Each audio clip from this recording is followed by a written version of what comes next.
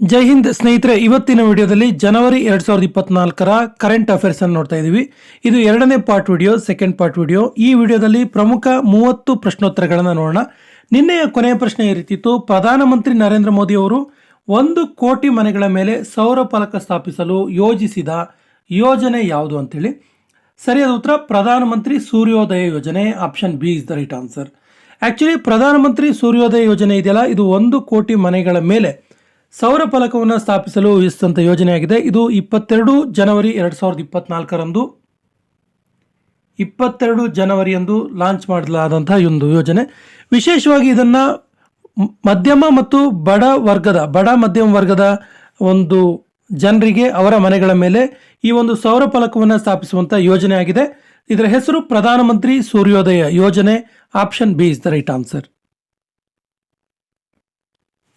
ಕೇಂದ್ರ ಸರ್ಕಾರವು ಬಹುಭಾಷಾ ಶಿಕ್ಷಣಕ್ಕಾಗಿ ಜನವರಿ 2024ರಂದು ಯಾವ ಆ್ಯಪ್ ಅನ್ನು ಲಾಂಚ್ ಮಾಡಿತು? ಸರಿಯಾದ ಉತ್ತರ Anuvadini app. Option B is the right answer. Actually Anuvadini app ಇದೆಯಲ್ಲ, ಇದು ಡಿಜಿಟಲ್ ಸ್ಟಡಿ ಮೆಟೀರಿಯಲ್ ಕೊಡುವಂಥ ಒಂದು ಆ್ಯಪ್ ಆಗಿದೆ. ಬಹುಭಾಷಾ ಶಿಕ್ಷಣಕ್ಕಾಗಿ ಡಿಜಿಟಲ್ ಸ್ಟಡಿ ಮೆಟೀರಿಯಲ್ನ ಕೊಡುವಂಥ ಒಂದು ಆ್ಯಪ್ ಆಗಿದೆ. ಆ್ಯಕ್ಚುಲಿ NEP 2020 ಇದೆಯಲ್ಲ, ನ್ಯಾಷನಲ್ ಎಜುಕೇಷನ್ ಪಾಲಿಸಿ 2020 ಇದೆಯಲ್ಲ, ಇದು ಈ ಒಂದು ಬಹುಭಾಷಾ ಶಿಕ್ಷಣದ ಶಿಫಾರಸನ್ನು ಮಾಡ್ತು. ಆ ಕಾರಣಕ್ಕಾಗಿ ಕೇಂದ್ರ ಸರ್ಕಾರ ಅನುವಾದಿನಿ ಆ್ಯಪ್ ಅನ್ನು ಲಾಂಚ್ ಮಾಡ್ತು ಜನವರಿ 2024ರಲ್ಲಿ.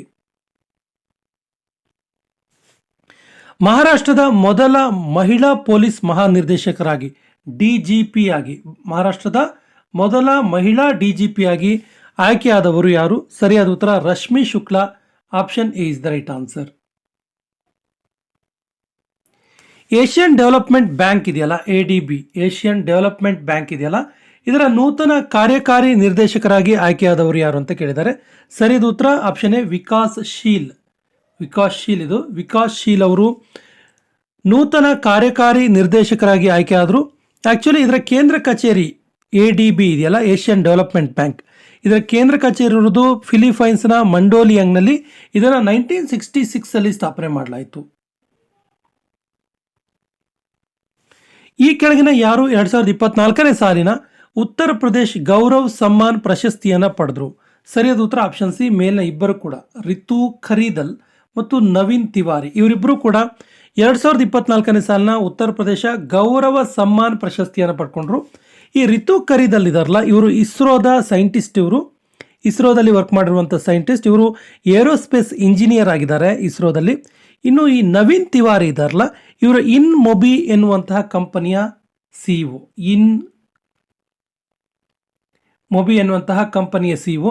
ರಿತು ಖರೀದಲ್ ಇಸ್ರೋಗೆ ಸಂಬಂಧಪಟ್ಟಂಥ ಸೈಂಟಿಸ್ಟ್. ವಿಶೇಷವಾಗಿ ಇವರು ಏರೋಸ್ಪೇಸ್ ಎಂಜಿನಿಯರ್ ಆಗಿದ್ದಾರೆ. ಇವರಿಬ್ಬರಿಗೆ 2024ನೇ ಸಾಲಿನ ಉತ್ತರ ಪ್ರದೇಶ ಗೌರವ ಸಮ್ಮಾನ್ ಪ್ರಶಸ್ತಿ ಸಿಕ್ತು. ಭಾರತ ಮತ್ತು ಯಾವ ದೇಶದ ನಡುವೆ ಡೆಸರ್ಟ್ ಸೈಕ್ಲೋನ್ 2024 ಎನ್ನುವಂಥ ಸೈನ್ಯಾಭ್ಯಾಸ? ನೋಡಿ, ಮಿಲಿಟರಿ ಅಭ್ಯಾಸಗಳ ಬಗ್ಗೆ ಅನೇಕ ಸಾರಿ ಪ್ರಶ್ನೆಗಳನ್ನು ಕೇಳ್ತಾ ಇದ್ದಾರೆ. ಸೊ ಡೆಸರ್ಟ್ ಸೈಕ್ಲೋನ್ 2024 ಎನ್ನುವ ಸೈನ್ಯಾಭ್ಯಾಸ ಭಾರತ ಮತ್ತು ಯಾವ ದೇಶದ ನಡುವೆ ನಡೀತು ಅಂತ ಕೇಳಿದ್ದಾರೆ. UAE, ಸಂಯುಕ್ತ Arab Emirates, United Arab Emirates ನಡುವೆ ನಡೀತು. ಆ್ಯಕ್ಚುಲಿ ಇದು 2nd ಜನವರಿಯಿಂದ 15th ಜನವರಿವರೆಗೆ ನಡೀತು. 15ನೇ ಜನವರಿ 2024 ನಡೀತು. ನಡೆದಿರುವಂಥ ಸ್ಥಳ ಕೇಳ್ತಾರೆ, ರಾಜಸ್ಥಾನದ ಥಾರ್ ಮರುಭೂಮಿ.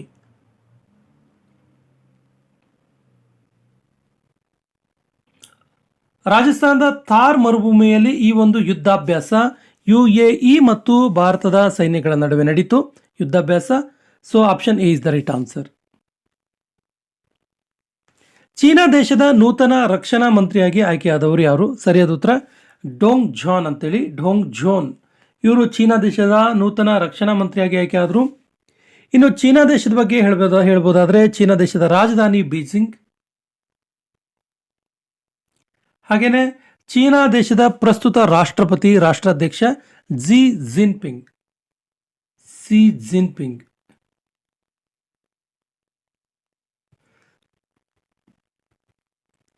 ಯಾವ ರಾಜ್ಯದಲ್ಲಿ ಹೆತ್ತಾಯಿ ಅಮ್ಮನ್ ಎನ್ನುವಂತಹ ಉತ್ಸವವನ್ನು ಆಯೋಜಿಸಲಾಗಿತ್ತು?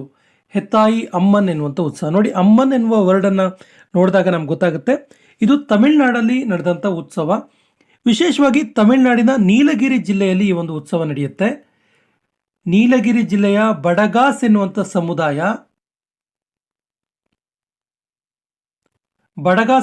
ಸಮುದಾಯ ಪ್ರತಿ ವರ್ಷ ಹೆತ್ತಾಯಿ ಅಮ್ಮನ್ ಉತ್ಸವವನ್ನು ಆಯೋಜನೆ ಮಾಡುತ್ತೆ. ತಮಿಳುನಾಡಲ್ಲಿ option A is the right answer. Hyundai Motor India Limited ಇದರ ನೂತನ ಬ್ರಾಂಡ್ ಅಂಬಾಸಿಡರ್ ಆಗಿ ಆಯ್ಕೆಯಾದವರು ಯಾರು? ಸರಿಯಾದ ಉತ್ತರ Deepika Padukone. Option A is the right answer. Congo ಗಣರಾಜ್ಯದ ನೂತನ ರಾಷ್ಟ್ರಪತಿಗಳಾಗಿ ಇತ್ತೀಚೆಗೆ ಅಂದರೆ ಜನವರಿಯಲ್ಲಿ ಆಯ್ಕೆಯಾದವರು ಯಾರು? ಸರಿಯಾದ ಉತ್ತರ ಫೆಲಿಕ್ಸ್ ತಸೆಸಿಕೆದಿ ಅಂತೇಳಿ. ಫೆಲಿಕ್ಸ್ ತಸೆಸಿಕೆದಿ ಇವರು ಕಾಂಗೋ ಗಣರಾಜ್ಯದ ನೂತನ ರಾಷ್ಟ್ರಪತಿಗಳಾಗಿ ಆಯ್ಕೆಯಾದರು. ಡೇವಿಡ್ ವಾರ್ನರ್ ಯಾವ ದೇಶದ ಕ್ರಿಕೆಟ್ ಆಟಗಾರ? ನೋಡಿ, ಡೇವಿಡ್ ವಾರ್ನರ್ ಇದಾರಲ್ಲ, ಇವರು ಆಸ್ಟ್ರೇಲಿಯಾದ ಕ್ರಿಕೆಟ್ ಆಟಗಾರ. ಇತ್ತೀಚೆಗೆ ಇವರು ಸುದ್ದಿಯಲ್ಲಿದ್ದರು, ಯಾಕಂದರೆ ಡೇವಿಡ್ ವಾರ್ನರ್ ಈ ಜನವರಿಯಲ್ಲಿ ಒನ್ ಡೇ ಇಂಟರ್ನ್ಯಾಷನಲ್ಸ್ಗೆ ಗುಡ್ ಬೈ ಹೇಳಿದ್ರು. ಒನ್ ಡೇ ಇಂಟರ್ನ್ಯಾಷನಲ್ಸ್ಗೆ ರಿಟೈರ್ಮೆಂಟನ್ನು ಸೂಚನೆ ಮಾಡಿದ್ರು, ನಿವೃತ್ತಿಯನ್ನು ಘೋಷಿಸಿದರು. ಉತ್ತರ ಪ್ರದೇಶದಲ್ಲಿ ಮೊದಲ ಬಾರಿಗೆ ಬಾಲಕಿಯರಿಗಾಗಿ ಸೈನಿಕ ಸ್ಕೂಲನ್ನು ಎಲ್ಲಿ ಉದ್ಘಾಟನೆ ಮಾಡಲಾಯಿತು? ಸರಿಯಾದ ಉತ್ತರ ಉತ್ತರ ಪ್ರದೇಶದಲ್ಲಿ ಫಸ್ಟ್ ಟೈಮ್ ಬೃಂದಾವನ್ ಎನ್ನುವಂಥ ಸ್ಥಳದಲ್ಲಿ ಬಾಲಕಿಯರಿಗಾಗಿ ಸೈನಿಕ ಸ್ಕೂಲನ್ನು ಉದ್ಘಾಟನೆ ಮಾಡಲಾಯಿತು. ಉದ್ಘಾಟನೆ ಮಾಡಿದ್ದು ರಾಜನಾಥ್ ಸಿಂಗ್.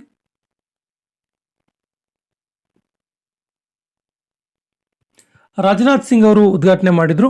ಇನ್ನು ಮೊದಲ ಸೈನಿಕ ಸ್ಕೂಲ್ ಹೆಸರು ಏನಿತ್ತು ಕೇಳಿದ್ರೆ ಸಂವಿತ್ ಗುರುಕುಲಂ ಬಾಲಿಕ್ ಸೈನಿಕ್ ಸ್ಕೂಲ್ ಅಂತೇಳಿ. ಸಂವಿತ್ ಗುರುಕುಲಂ ಬಾಲಿಕ್ ಸೈನಿಕ್ ಸ್ಕೂಲ್. ಈ ಅಂಶ ಕೂಡ ಗೊತ್ತಿರಲಿ.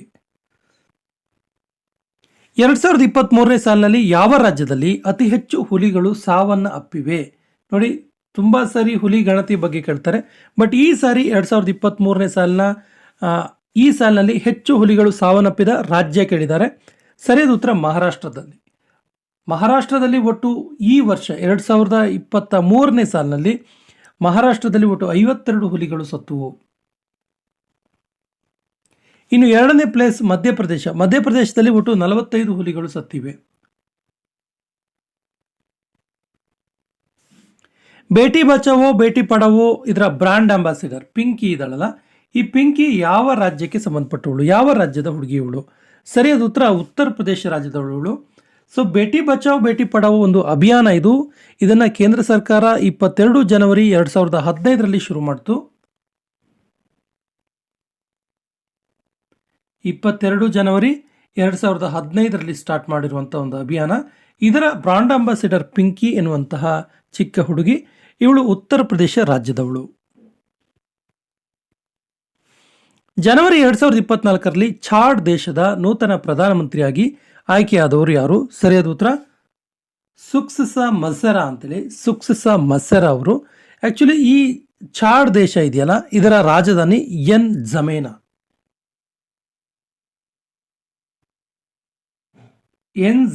ಇದೆಯಲ್ಲ, ಇದು ಛಾಡ್ ದೇಶದ ರಾಜಧಾನಿಯಾಗಿದೆ. ಆ್ಯಕ್ಚುಲಿ ಇದು ಆಫ್ರಿಕಾ ಖಂಡದಲ್ಲಿ ಕಂಡುಬರುವಂಥ ಒಂದು ದೇಶ. ಕಂಡುಬರುತ್ತಿದ್ದು ಜನವರಿ 2024ರಲ್ಲಿ ಪ್ರಪಂಚದ ಅತ್ಯಂತ ದೊಡ್ಡ ಲಿಥಿಯಂ ಭಂಡಾರವನ್ನು ಯಾವ ದೇಶದ ಸಾಗರ ತಳದಲ್ಲಿ ಅನ್ವೇಷಿಸಲಾಗಿದೆ? ಸರಿಯಾದ ಉತ್ತರ ಕ್ಯಾಲಿಫೋರ್ನಿಯಾ. USA ಕ್ಯಾಲಿಫೋರ್ನಿಯಾದಲ್ಲಿ ಈ ಒಂದು ಲಿಥಿಯಂ ಭಂಡಾರ, ಪ್ರಪಂಚದ ಅತ್ಯಂತ ದೊಡ್ಡ ಲಿಥಿಯಂ ಭಂಡಾರವನ್ನು ಹುಡುಕಲಾಯಿತು. ಆ್ಯಕ್ಚುಲಿ ಲಿಥಿಯಮನ್ನು ಯಾಕೆ ಯೂಸ್ ಮಾಡ್ತಾರೆ, ಏನಿದರ ಯೂಸೇಜ್ ಅಂತ ಕೇಳಿದ್ರೆ, ಇದನ್ನು ರೀಚಾರ್ಜಬಲ್ ಬ್ಯಾಟರಿಗಳಲ್ಲಿ ಬಳಸಲಾಗುತ್ತೆ. ರೀಚಾರ್ಜಬಲ್ ಬ್ಯಾಟರಿಗಳಲ್ಲಿ ವಿಶೇಷವಾಗಿ ಈ ಒಂದು ಲಿಥಿಯಮನ್ನು ಬಳಕೆ ಮಾಡಲಾಗುತ್ತೆ. ಉದಾಹರಣೆಗೆ ಮೊಬೈಲ್ ಬ್ಯಾಟ್ರಿ ಇರ್ಬೋದು, ಕಾರ್ಗಳ ಬ್ಯಾಟ್ರಿ ಇರ್ಬೋದು, ವೆಹಿಕಲ್ಗಳ ಬ್ಯಾಟ್ರಿಗಳಿರ್ಬೋದು, ಮತ್ತು ಈ UPS ಇದರ ಬ್ಯಾಟ್ರಿಗಳಲ್ಲೂ ಕೂಡ ಈ ಒಂದು ಲಿಥಿಯಮನ್ನು ಬಳಸಲಾಗುತ್ತೆ. 2023ನೇ ಸಾಲಿನ ಕುವೆಂಪು ರಾಷ್ಟ್ರೀಯ ಪುರಸ್ಕಾರದಿಂದ ಸನ್ಮಾನಿತರಾದವರು ಯಾರು? ಆ್ಯಕ್ಚುಲಿ ಕುವೆಂಪು ರಾಷ್ಟ್ರೀಯ ಪುರಸ್ಕಾರ ಇದೆಯಲ್ಲ, ಈ ಕುವೆಂಪು ರಾಷ್ಟ್ರೀಯ ಪುರಸ್ಕಾರವನ್ನು ಭಾರತೀಯ ಭಾಷೆಗಳಲ್ಲಿ ಯೋಗದಾನ ನೀಡಿದವರಿಗೆ, ಇಂಡಿಯನ್ ಲ್ಯಾಂಗ್ವೇಜಸ್ಸಲ್ಲಿ ಲ್ಯಾಂಗ್ವೇಜ್ ರಿಲೇಟೆಡ್ ವರ್ಕ್ ಮಾಡಿದವರಿಗೆ, ಇಂಡಿಯನ್ ಲ್ಯಾಂಗ್ವೇಜ್ಗೆ ಕೊಟ್ಟಂಥ ಯೋಗದಾನ, ಅವರು ಕೊಟ್ಟಿರುವಂಥ ಕೊಡುಗೆಗಳನ್ನು ಆಧರಿಸಿ ಕುವೆಂಪು ರಾಷ್ಟ್ರೀಯ ಪುರಸ್ಕಾರವನ್ನು ನೀಡಲಾಗುತ್ತೆ. ಈ ವರ್ಷ ಅಂದರೆ 2023ನೇ ಸಾಲಿನ ಕುವೆಂಪು ರಾಷ್ಟ್ರೀಯ ಪುರಸ್ಕಾರಕ್ಕೆ ವಿಜೇತರಾದವರು, ಸನ್ಮಾನಿತರಾದವರು ಶಿರಾಶೆಂದು ಮುಖೋಪಾಧ್ಯಾಯ ಅಂತೇಳಿ. Option A is the right answer. ಯಾವ ಕೇಂದ್ರಾಡಳಿತ ಪ್ರದೇಶ ಜನವರಿ 2024ರಲ್ಲಿ PM ವಿಶ್ವಕರ್ಮ ಯೋಜನೆಯನ್ನು ಮೊದಲಿಗೆ ಪ್ರಾರಂಭ ಮಾಡಿತು? ಸರಿಯಾದ ಉತ್ತರ ಜಮ್ಮು ಮತ್ತು Kashmir. Option is the right answer. Rama ಮಂದಿರ ರಾಷ್ಟ್ರ ಮಂದಿರ ಏಕ್ ಸಾಜಿ ವಿರಾಸತ್ ಎನ್ನುವಂತಹ ಪುಸ್ತಕವನ್ನು ಬರೆದವರು ಯಾರು? ಸರಿಯಾದ ಉತ್ತರ ಆಪ್ಷನ್ ಎ ಆರಿಫ್ ಮೊಹಮ್ಮದ್ ಖಾನ್. ಆರಿಫ್ ಮೊಹಮ್ಮದ್ ಖಾನ್ ಮತ್ತು ಗೀತಾ ಸಿಂಹ ಎನ್ನುವಂಥವರು ಸೇರಿ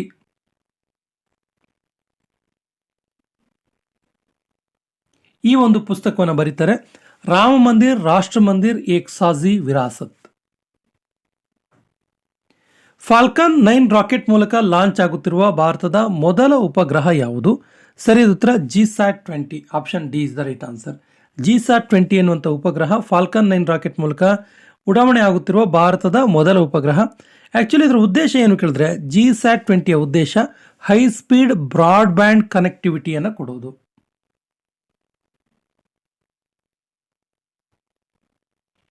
ಹೈ ಸ್ಪೀಡ್ ಬ್ರಾಡ್ಬ್ಯಾಂಡ್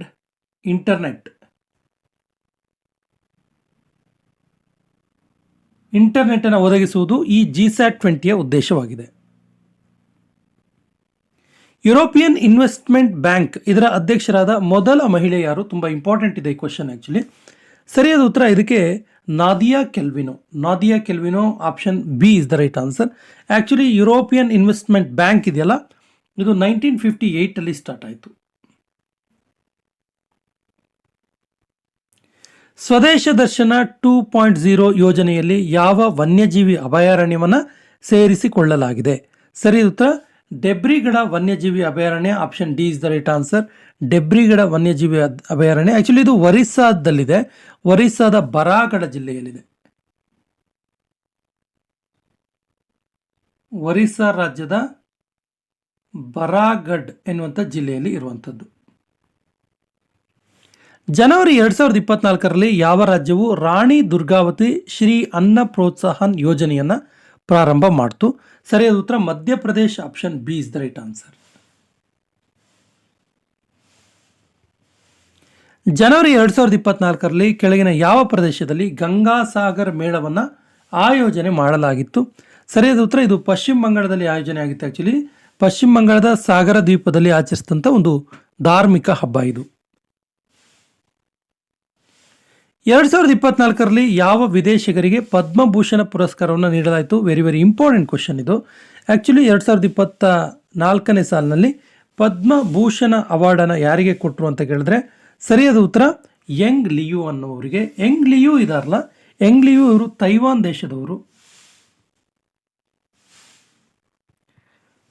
ದೇಶದವರು ಯಂಗ್ ಲಿಯು. ಇವರು ಫಾಕ್ಸ್ಕಾನ್ ಎನ್ನುವಂತಹ ಕಂಪನಿಯ ಚೇರ್ಮನ್. ಆಗಿದ್ದಾರೆ. ಗ್ಲೋಬಲ್ ಎಕನಾಮಿಕ್ ಔಟ್ಲುಕ್ ಎನ್ನುವಂಥ ರಿಪೋರ್ಟನ್ನು ಜಾರಿ ಮಾಡುವವರು ಯಾರು? ಸರಿಯಾದ ಉತ್ತರ ವಿಶ್ವ ಬ್ಯಾಂಕ್. ವರ್ಲ್ಡ್ ಬ್ಯಾಂಕ್ ಈ ರಿಪೋರ್ಟನ್ನು ಜಾರಿ ಮಾಡುತ್ತೆ.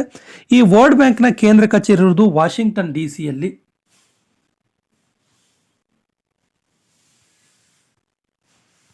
ವರ್ಲ್ಡ್ ಬ್ಯಾಂಕ್ನ ಕೇಂದ್ರ ಕಚೇರಿ ವಾಷಿಂಗ್ಟನ್ DC ಇದು ಶುರುವಾಗಿದ್ದು 1944ರಲ್ಲಿ 1944ರಲ್ಲಿ. ಇನ್ನೂ ಒಂದು ಇಂಪಾರ್ಟೆಂಟ್ ಕ್ವಶನ್ ಇದೆ, ಇಂಪಾರ್ಟೆಂಟ್ ವಿಷಯ ಇದೆ. ವರ್ಲ್ಡ್ ಬ್ಯಾಂಕ್ನ ಪ್ರಸ್ತುತ ಅಧ್ಯಕ್ಷರು ಯಾರು ಅಂತೇಳಿ ಅಜಯ್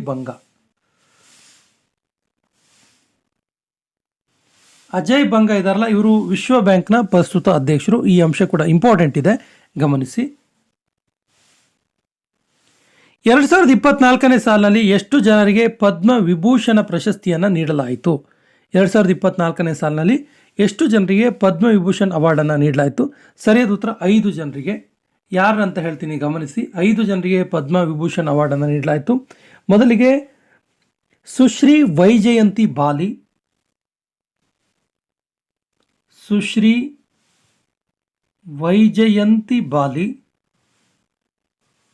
ಇನ್ನು ಚಿರಂಜೀವಿ, ಕೊನೆಡೇಲ ಚಿರಂಜೀವಿ.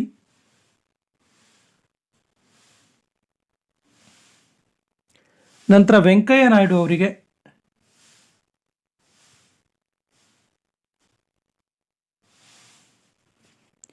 ನಂತರ ಬಿಂದೇಶ್ವರ್ ಪಾಠಕ್ ಅವರಿಗೆ.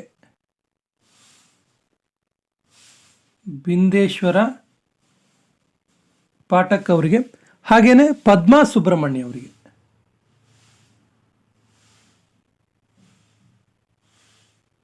ಈ 5 ಜನರಿಗೆ 2024ನೇ ಸಾಲಿನ ಪದ್ಮವಿಭೂಷಣ್ ಅವಾರ್ಡ್ ಆಯಿತು.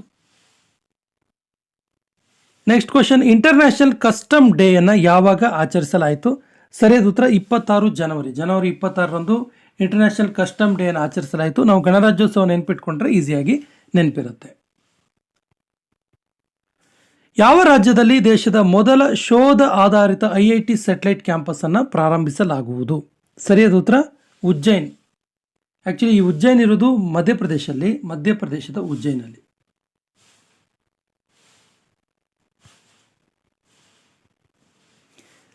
ಈ ಕೆಳಗಿನ ಯಾವ ಭಾರತದ ಮಾಜಿ ಉಪರಾಷ್ಟ್ರಪತಿ ಅವರಿಗೆ 2024ನೇ ಸಾಲಿನ ಪದ್ಮವಿಭೂಷಣ್ ಪುರಸ್ಕಾರವನ್ನು ನೀಡಲಾಯಿತು? ಸರಿಯಾದ ಉತ್ತರ Venkaiah Naidu. Option B is the right answer. 2022-23ನೇ ಸಾಲಿನ ಪಾಲಿ ಉಮ್ರಿಗಾರ್ ಪುರಸ್ಕಾರದ ವಿಜೇತರು ಯಾರು? ಆಕ್ಚುಲಿ ಇದು ಕೊನೆಯ ಪ್ರಶ್ನೆ, ಈ ಒಂದು ವಿಡಿಯೋದ ಕೊನೆಯ ಪ್ರಶ್ನೆ. ಮುಂದಿನ ವಿಡಿಯೋದಲ್ಲಿ ಉಳಿದಿರುವಂಥ 40 ಕ್ವಶನ್ಸ್ ಅನ್ನು ನೋಡೋಣ. ಜನವರಿ 2024ರ ಕರೆಂಟ್ ಅಫೇರ್ಸ್ 61ರಿಂದ 100ರವರೆಗಿನ ಪ್ರಶ್ನೆಗಳನ್ನು ನೋಡೋಣ. ಸೊ 60ನೇ ಪ್ರಶ್ನೆ ಈ ರೀತಿದೆ, 2022-23ನೇ ಸಾಲಿನ ಪಾಲಿ ಉಮ್ರಿಗಾರ್ ಪ್ರಶಸ್ತಿ ಪುರಸ್ಕಾರದ ವಿಜೇತರು. ಆಪ್ಷನ್ಸ್ ಈ ರೀತಿದೆ: ಶುಭಮನ್ ಗಿಲ್, ವಿರಾಟ್ ಕೊಹ್ಲಿ, ರೋಹಿತ್ ಶರ್ಮಾ, ಮಹೇಂದ್ರ ಸಿಂಗ್ ಧೋನಿ. ಸರಿಯಾದ ಉತ್ತರವನ್ನು ಕಮೆಂಟ್ ಬಾಕ್ಸಲ್ಲಿ ಕಮೆಂಟ್ ಮಾಡಿ ಮತ್ತು ನಮ್ಮ ಚಾನಲ್ ಫಸ್ಟ್ ಟೈಮ್ ನೋಡ್ತಾ ಇದ್ರೆ ಸಬ್ಸ್ಕ್ರೈಬ್ ಆಗಿ ಅಂತ ಹೇಳ್ತಾ ಇವತ್ತಿನ ಸೆಷನ್ ಕಂಪ್ಲೀಟ್ ಮಾಡ್ತಾ ಇದ್ವಿ. ಜೈ ಹಿಂದ್.